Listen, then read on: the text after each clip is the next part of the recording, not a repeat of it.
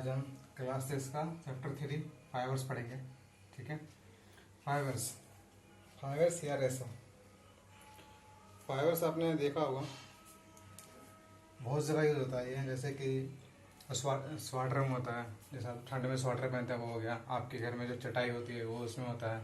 आपने रस्सी देखा होगा, जो घर पर रस्सियाँ होती है वो भी फाइबर्स का ही बना होता है, जो पटसन से बनता है वो।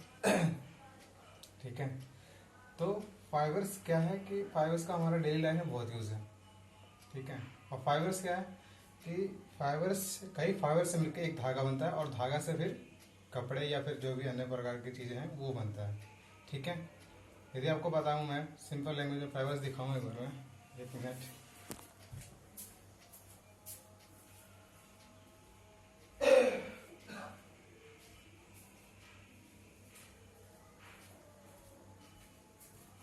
देखिए देखिए, जैसे इसका ये सिंगल रो सॉरी, ये सिंगल चीज़ देख रहे हैं, ये कई फाइबरों से मिलकर बना हुआ है। कई फाइबरों से मिलकर एक धागा बना और धागा से फिर ये पूरा कपड़ा बना है। तो ये फाइबर का इस्तेमाल इस तरह होता है। अब हमें आज पढ़ना है क्लास 6 में चैप्टर 3 में हमें फाइबर्स के बारे में ज़्यादा तो नहीं पढ़ना है, पर ऊपरी ऊपरी बातें पढ़नी है। जैसे कि फाइबर्स, अब जैसे मैंने बताया आपको, रेशा क्या होता है। रेशा जो कपड़ों से मिलता है वो मतलब धागों का एक छोटा स्मॉलेस्ट यूनिट है, छोटा सा यूनिट है बिल्कुल। ठीक है, उसे फाइबर बोलते हैं। अब फाइबर को हम कैसे विभाजित कर सकते हैं तो हमें ये जानना होगा। तो फाइबर को हम दो हिस्सों में बांट सकते हैं। जैसे कि फाइबर को हम इस तरह बांट सकते हैं। एक होता है नेचुरल फाइबर, नेचुरल फाइबर जिसे हम प्राकृतिक फाइबर भी बोलते हैं, प्राकृतिक रेशा। ठीक है, एक होता है सिंथेटिक फाइबर।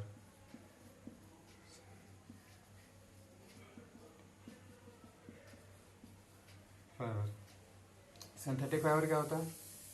कृत्रिम कृत्रिम रेशा। ठीक है, मतलब प्राकृतिक फाइबर, नेचुरल फाइबर क्या हुआ? जो हमें प्लांट से मिलता है। ये कौन से हो गए? जो हमें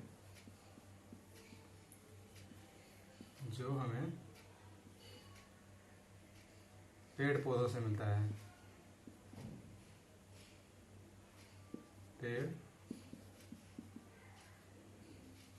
पौधों से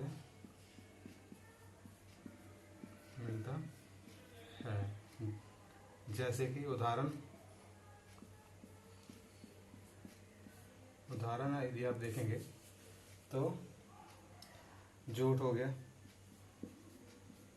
ठीक है, पहले नंबर पे जूट, दूसरे नंबर पे हम क्या ले लेंगे? जूट। ठीक है, जूट हो गया। और बताइए, और हो सकता है कपास। ठीक है, यदि सिंथेटिक फाइबर कौन से फाइबर कहलाएंगे? वह फाइबर, वह रेशा जो हमें रसायन या फिर केमिकल से प्राप्त होता है,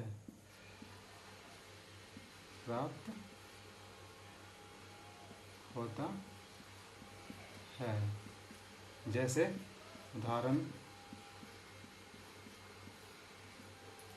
नायलॉन 6, नायलॉन हो गया। ठीक है जी, नायलॉन हो गया। ये सारे क्या हैं? ये सिंथेटिक फाइबर के हैं। ठीक है, ये जो हमें पेड़ पौधों से या फिर जंतुओं से भी मिलता है। यहाँ पे जंतु भी लिखना होगा हमें। जंतुओं से हमें क्या मिलता है? ऊन मिल जाता है। ठीक है, ऊन। आपने देखा होगा कि हिमाचल प्रदेश के जो ऊपर के हमारे बकरी पालते हैं या फिर बकरी पालन जो करते हैं वो क्या देते हैं अपना, वो हमें ऊन दे देते हैं। वो भी एक फाइबर का ही फॉर्म है। उस ऊन से हमें स्वेटर वाटर बनाते हैं, वो सब है। ठीक है जी। तो फाइबर हो गया नेचुरल फाइबर और सिंथेटिक फाइबर। तो दोबारा से देख लेते हैं। प्राकृतिक रेशा कौन सा रेशा हो गया, जो हमें पेड़ पौधों या जंतुओं से मिलता है, उसे हम क्या बोलते हैं, प्राकृतिक रेशा बोलते हैं। उदाहरण जूट, कपास, ऊन। सिंथेटिक फाइबर कैसे बोलेंगे, वह रेशा जो हमें रसायन से प्राप्त होता है, जैसे नायलॉन। ठीक है, नायलॉन के कपड़े आपने देखे होंगे। ठीक है, तो ये हमारा होता है फाइबर का बढ़ने का एक तरीका। ठीक है, क्योंकि ये बहुत बड़ा चैप्टर नहीं है, क्योंकि इसमें कुछ ज़्यादा था नहीं पढ़ाने के लिए भी 6th क्लास में, क्योंकि इसके अंदर हमें फिर जाना पड़ता है, एग्जाम्पल्स पढ़ने होते हैं कि जूट कहाँ से आता है, क्या नहीं होता। तो चलिए आपको बता देते हैं, कुछ जूट के बारे में बताते हैं, कुछ कपास के बारे में बताते हैं, और कुछ टेक्निकल टर्म्स हैं अपने, वो समझने देते हैं। ठीक है,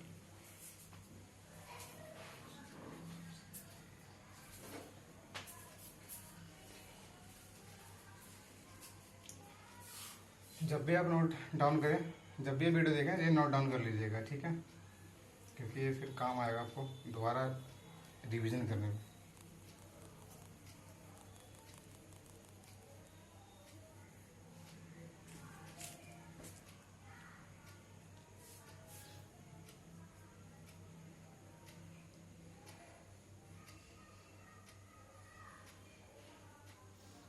देखिए, जूट,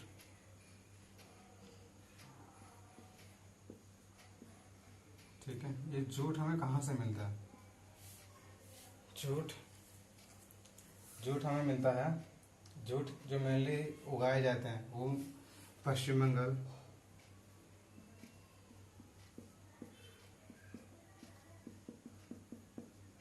बिहार और उड़ीसा। आपने एक बात तो गौर किया हुआ इसमें कि ये सारे राज्य, जैसे उड़ीसा ये भी तटीय राज्य है, और पश्चिम बंगाल ये भी तटीय बन जाता है, क्योंकि इसके पास अपना कौन सी नदी है, यदि मैप बिहार का देखें यहाँ पे तो उड़ीसा यहाँ के आसपास पड़ जाता है। ठीक है, यहाँ वेस्ट बंगाल पड़ जाता है और बिहार इससे सटा हुआ पड़ता है। तो यहाँ पे बंगाल की खाड़ी है, यहाँ पे यही बंगाल का खाड़ी पूरा फैला हुआ है। तो मतलब पानी पानी है। इसका मतलब मैं ये समझाना चाह रहा हूँ कि जूट जो है वो ऐसी एरिया में होगा जहाँ पे पानी की मात्रा अधिक होगी, क्योंकि जूट का जो उगाने के लिए है कंडीशन, मेन कंडीशन ये है कि वो पानी अत्यधिक लेता है और वार्म टेम्परेचर हम चाहिए इसे। वार्म टेम्परेचर मतलब एक्सेस वार्म नहीं चाहिए, ज़्यादा गर्मी नहीं चाहिए, फिर भी इसे नॉर्मल जो हमारे अदर फसल्स होते हैं, क्रॉप्स होते हैं, उसके मुकाबले से ज़्यादा चाहिए होता है। बिहार के पूरे राज्य में नहीं होता है, क्योंकि बिहार कोई सटा हुआ राज्य नहीं है, पर इसका जो पूर्वी हिस्सा पड़ता है बिहार का, वो यहाँ इसके से टच होता है, तो उस क्षेत्र में जूट उत्पादन बिहार में हो जाता है। तो पश्चिम बंगाल, बिहार, उड़ीसा में हो जाता है। इसका मतलब हमने क्या क्या निकाल लिया निष्कर्ष से कि जूट पानी वाले क्षेत्र में होता है। ठीक है, जूट को पानी अत्यधिक मात्रा में चाहिए होती है, अत्यधिक मात्रा में चाहिए होता है। ठीक है, और यदि हम बात करें कपास के लिए, कपास, तो कपास में क्या चाहिए हमें, तो कपास में कैसी मिट्टी चाहिए, ये पानी में ही होता है जूट। ठीक है, तो पानी के लिए तो कोई हमें सोचना नहीं है, अगर पानी इसमें हमें मेन कंडीशन है वो वार्म टेम्परेचर चाहिए। कपास जिसे हम इंग्लिश में कॉटन बोलते हैं, ठीक है, कपास के लिए हमें चाहिए होता है काली मृदा। पहला कंडीशन होता है काली मृदा, ठीक है, ब्लैक सॉइल, और दूसरा गर्म तापमान। ठीक है, गर्म तापमान। ये दो कंडीशन फुलफिल करती है। ये कंडीशन कहाँ पूरी होती है? ये कंडीशन पूरी होती है हमारी गुजरात,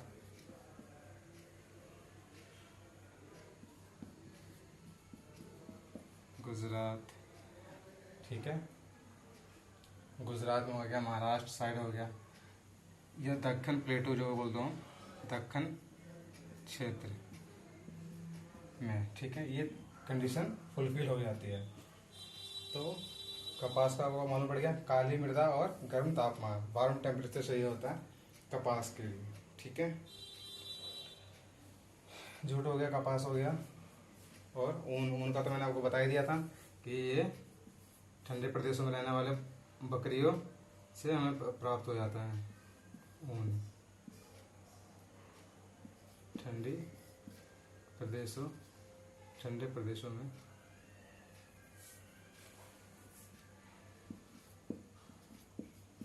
ठंडे प्रदेशों में रहने वाले बकरियों से मिल जाता है, बकरी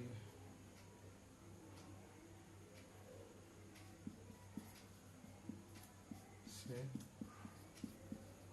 मिल जाता है, ठीक है, मिल जाता है।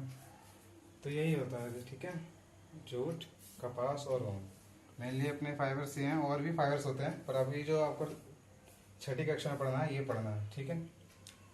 आप इसके बारे में थोड़ा थोड़ा पता होना चाहिए आप लोगों को, ठीक है। तो दोबारा से देख लेते हैं। जूट पश्चिम बंगाल, बिहार, उड़ीसा में होता है। जूट के लिए पानी अत्यधिक मात्रा में चाहिए होता है, जो कि इन राज्यों में मिल जाता है, क्योंकि बंगाली खाड़ी इनके आसपास पड़ जाता है, तटीय क्षेत्र है।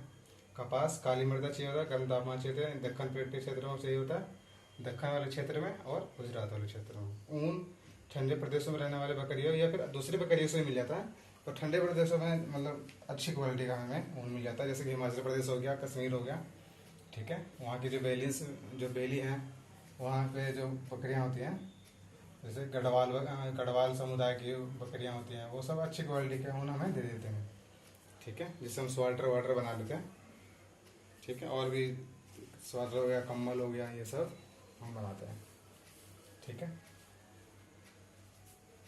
तो आप ये नोट डाउन करना जब भी देखेंगे, ठीक है। और चैनल को लाइक और सब्सक्राइब जरूर करिएगा, ताकि और से और अत्यधिक वीडियोस में बना सकूं और अब तक वीडियो आ सके। तो अब क्या करना है, अब कुछ टर्म्स हैं जो छठी कक्षा में है, उसे पढ़ना है। जैसे कि पहला टर्म है स्पिनिंग। स्पिनिंग क्या होती है, हमें वो जानना जरूरी है। स्पिनिंग जैसे हिंदी में हम बोलते हैं कताई करना, ठीक है। तो स्पिनिंग क्या होता है,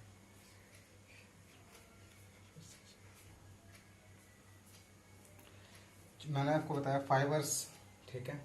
तो फाइबर्स से हमें यर्न बनाना, मतलब कोई भी चीज़ बनाना, मतलब हम धागों से कपड़े बनाते हैं, और धागे किससे बनते हैं, वो रेशे से बनते हैं। तो रेशे से धागे बनना, ठीक है, धागे से फिर कपड़े बनना, इसी प्रोसेस को हम कताई बोलते हैं या फिर स्पिनिंग बोलते हैं, ठीक है। तो the process of making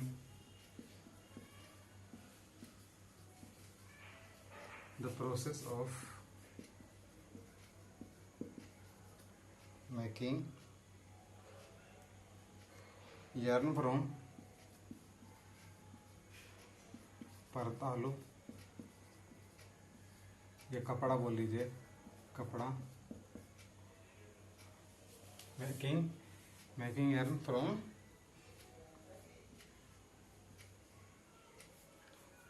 from fibers रेशे से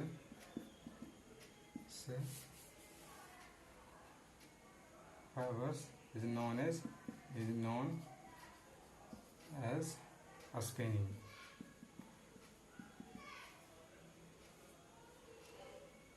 हिंदी में स्टेटमेंट में लिख देता हूँ, ठीक है। परतालु या कपड़ा रेशे से परतालु या कपड़ा बनाने की प्रक्रिया को कताई बोलते हैं। रेशे से कपड़ा बनाने की प्रक्रिया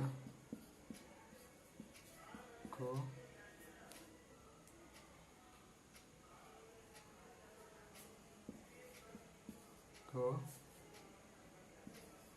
कताई कहते हैं, ठीक है।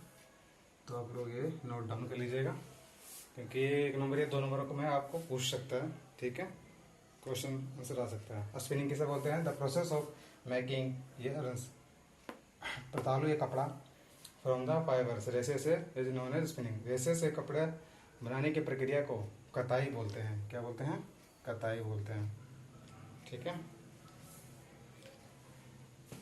ठीक है। इसे नोट डाउन कर लीजिएगा।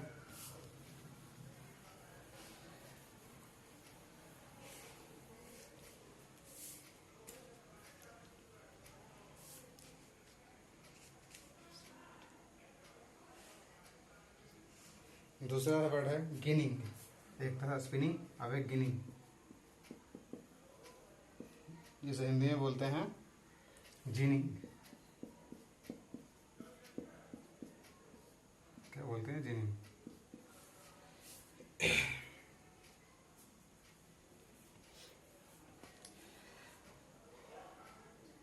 बीज से, ठीक है, मैं बता देता हूँ आपको। जिनिंग बोलते हैं जो बीज से हम फाइबर को निकालते हैं, क्योंकि मैंने बोला कि फाइबर यानी कि रेशा भी, हम रेशे से धागा बनाते हैं, धागे से कपड़ा बन जाता है, उसको हम क्या बोलते हैं? स्पिनिंग बोलते हैं। स्पिनिंग इसलिए बोलते हैं क्योंकि मशीनों और हाथ दोनों से बन जाता है ये, ठीक है। आजकल टेक्नोलॉजी का यूज हो गया तो मशीनों से ही बनाते हैं। पर जिनिंग क्या होता है? जैसे कि अब पहले हमें रेशा भी तो चाहिए कहीं से, वो रेशा कहाँ से मिलेगा? तो वो रेशा मिलता है बीज से, कपास के बीज से या फिर जिसके बीज से भी हम जिस चीज का प्लांट है उससे लेते हैं। तो बीज से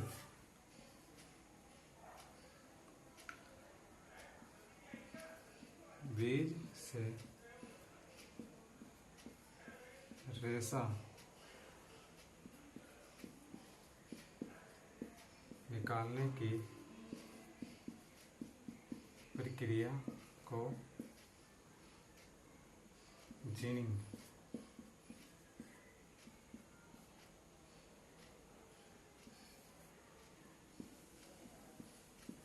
कहते हैं, ठीक है। बीज से रेशा निकालने की प्रक्रिया को क्या कहते हैं? जिनिंग कहते हैं। तो है आपको ये समझ में आ रहा होगा आप लोगों को, ठीक है। जिनिंग कैसे बोलते हैं या गिनी इंग्लिश में है। बीज से रेशा निकालने की प्रक्रिया को जिनिंग कहते हैं, ठीक है। जो बीज होता है हमारा, देखिए बीज होता है ये, जैसे कि मान लीजिए इस तरह का बीज है, ठीक है। तो इसके आउटर सरफेस आपने देखा होगा कॉटन को, वाइट वाइट कलर का होता है, तो ये रेशे होते हैं, ठीक है। तो इस रेशे को एक एक करके निकाल लेना, इसी प्रोसेस को हम क्या बोलते हैं? इसी प्रोसेस को हम बोलते हैं जिनिंग, ठीक है। इसमें अंदर नहीं होता, ऐसा नहीं कि बीज खोलेंगे तब वो निकलेगा, वो बाहर ही इसके रेशे चिपके होते हैं, वो उसमें रेशे को निकालने को हम बोलते हैं जिनिंग प्रोसेस, ठीक है, प्रक्रिया। तो समझ में आ गया आपको। और दूसरा है रेटलिंग।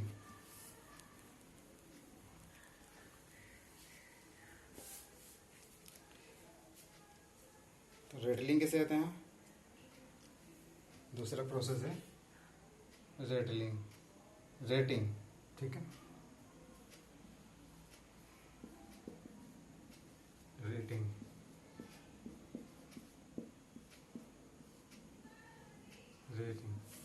रेटिंग क्या होता है?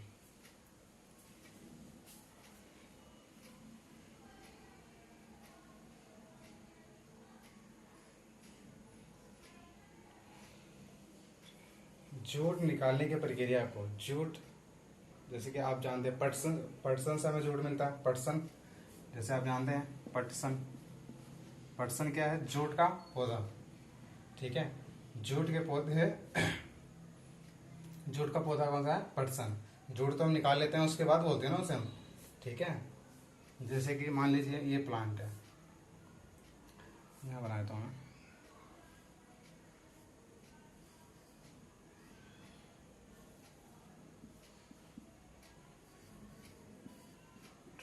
ड्राइंग थोड़ी वैसी है मेरी, देख लेंगे। ये वाल्टर है, तो ये किसका प्लांट हो गया? ये पटसन हो गया। ठीक है, इस पटसन से हम क्या निकालते हैं? जूट निकालते हैं। ठीक है, उसी प्रोसेस को हम पटसन से जूट निकालने की प्रक्रिया को क्या बोलते हैं? हम रेडलिंग बोलते हैं। पटसन से जूट निकालने की प्रक्रिया को क्या बोलते हैं? हम रेटलिंग, रेटिंग।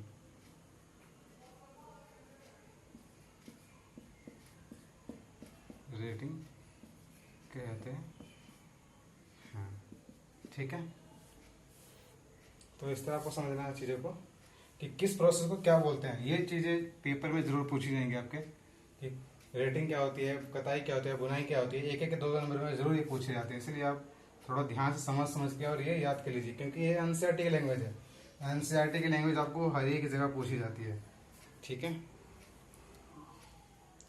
अब अगला हम देख लेंगे लूम में क्या होता है। ठीक है, तो आपने नोट कर लिया। रेटिंग क्या होता है? पटसन से जूट निकालने की प्रक्रिया को रेटिंग कहते हैं। ठीक है, रेटिंग क्या है? पटसन से जूट निकालने की प्रक्रिया को। ठीक है,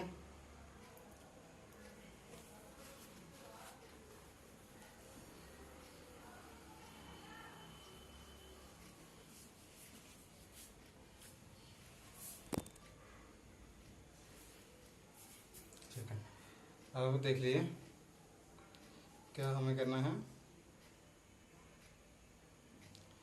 वेवरिंग।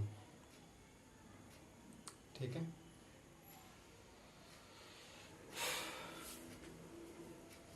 वेवरिंग क्या होता है, या फिर हिंदी में बोले तो बुनाई।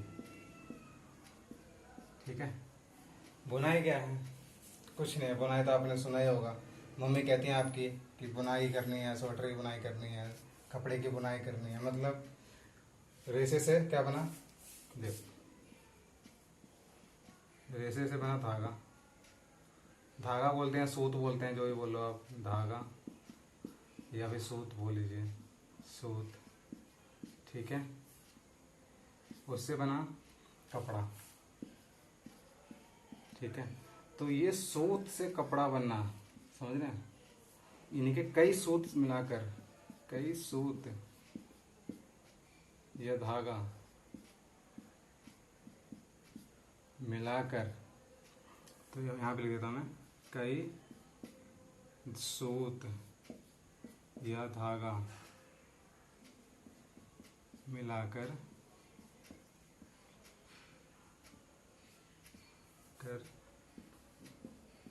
कर कपड़ा बनाने को बुनाई या वेवरिंग बोला जाता है। वेवरिंग बुनाई कहते हैं। जैसे कि एक एक रेसा हो गया, एक रेसा, एक धागा, 3 धागा, 4 धागा, 5 धागा, 6 धागा। ठीक है, इस तरह मिला के मान लीजिए आपका ये स्वेटर बना दिया गया। ठीक है, एक उदाहरण के लिए, या फिर चटाई बना दी घर की चटाई बना दिया गया, मैट जिसे बोलते हैं, या चटाई। ठीक है, तो इसी प्रोसेस को हम क्या बोलते हैं? वेवरिंग या फिर बुनाई। तो बुनाई क्या है? कई सूत या धागा मिलाकर कपड़ा बनाने को ही वेवरिंग कहा जाता है। तो इसके साथ बस फाइबर्स में इतना ही पढ़ने को था आपको। ठीक है, इतना पढ़ लीजिए, आपका चैप्टर कंप्लीट हो जाएगा। ठीक है, ओके, थैंक यू। चैनल को लाइक एंड सब्सक्राइब जरूर करें। धन्यवाद।